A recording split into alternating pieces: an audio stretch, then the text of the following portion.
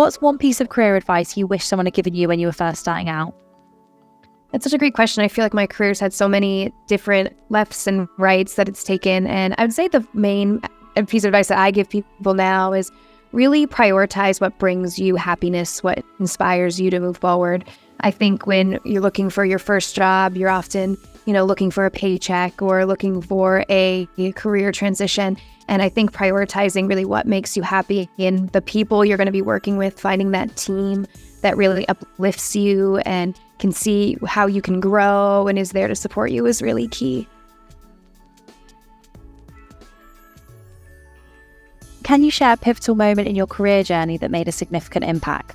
Yeah, I would say there's so many. And I talk about either meeting a deaf-blind person that, started my whole company, or having our validations where I see how the company can grow. But I would say the biggest impact that really helped me grow as a leader and helped me see really how far I'd come was the Robotics Summit in Boston. I'm local to Boston. It happens every year, and we're residents of Mass Robotics, which is a robotics incubator. And so we win every year. And my first year as a founder, as a CEO, I attended, and I was so nervous. I don't think I spoke to anybody there. I didn't feel confident in who I was, in our company, and our goals at that point.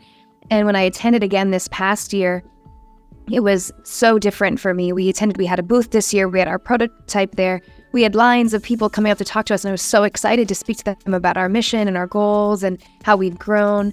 And I think for me, that was really exciting to see how far as a company we've come, how our team has grown, and really helped me see how we could go forward and how we could grow with our collaborators in the robotics space, even though we're a young, small team, really the impact that we could have. Yeah, that's amazing. I mean, you must have felt so good, comparing those 2 years.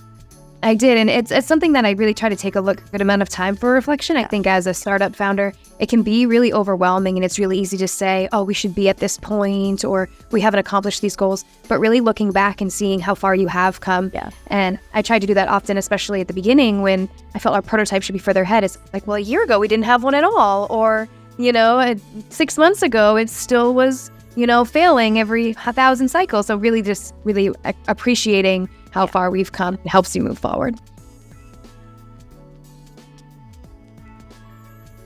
How do you approach challenges and setbacks in your professional life, and what's your go-to strategy for overcoming them? Yeah, I feel like there's challenges every day. I think, there's challenges on small scales when, the device isn't working or we didn't get the grant we expected. And I think it really does come back to that whole idea of surrounding yourself with the right people. I think as I've built the team, really making sure that the team understands that, small challenges occur and how can we work through them together.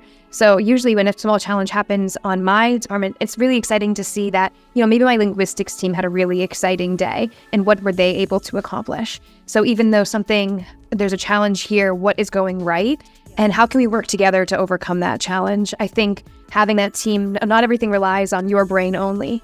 How can we leverage the skill sets, the experiences, the goals of the team, and how can we use that to overcome the challenge together?